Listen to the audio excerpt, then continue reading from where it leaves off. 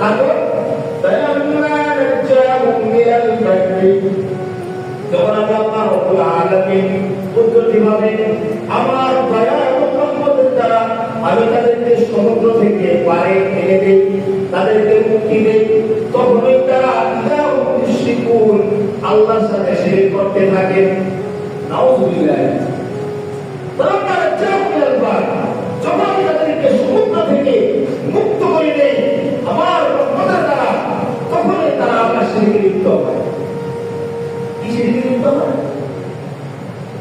আমাদের ড্রাইভার অনেক মজবুত ছিল, ড্রাইভার না হলে আমাদের উপায় ছিল না।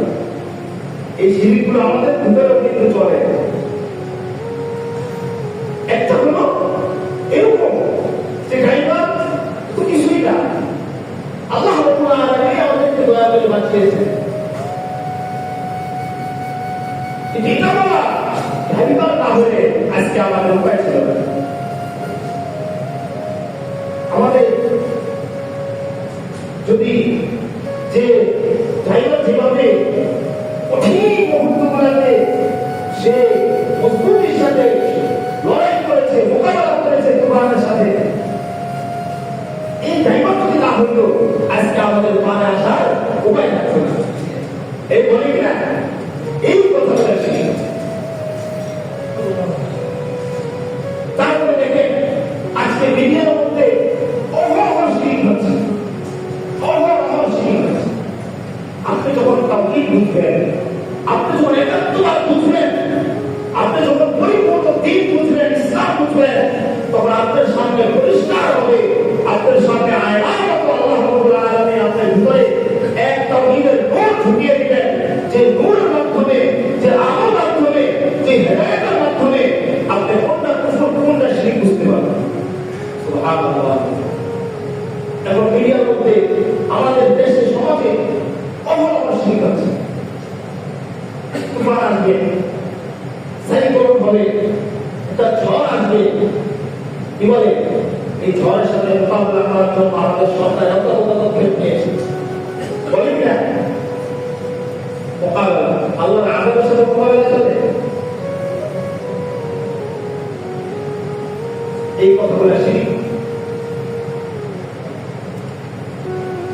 এই জন্য সম্মানিত হাজিরিন, আল্লাহ রাব্বুল আলামিন এই শিরকের গুনাহ কখনো মাফ করবেন না।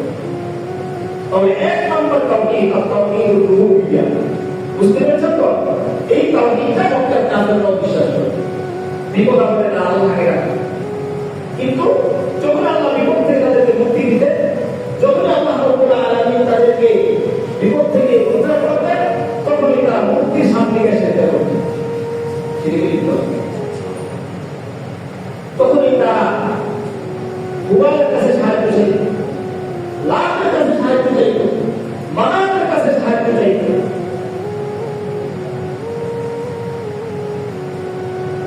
এই তাওহীদ পক্ষের কাফেররা বিশ্বাস। এখন আমাদের যে দুই নম্বর তাওহীদ, এই তাওহীদটা ভালো করে বুঝতে হবে। এই তাওহীদটা হলো তাওহীদুল উলূহিয়্যাহ। তাওহীদুল, সবাই বলি তাওহীদুল উলূহিয়্যাহ, অর্থাৎ আল্লাহ রাব্বুল আলামিন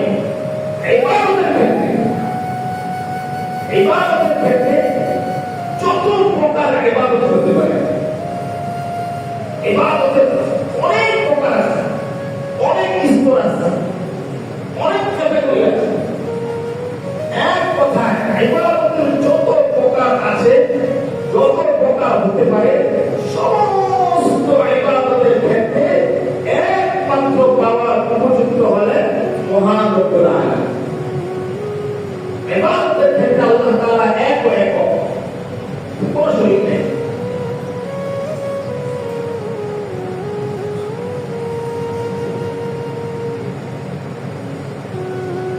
আর নবী রাসূলের প্রেরণের উদ্দেশ্য হলো এই তাওহীদ মানুষের ভিতরে প্রচার করা,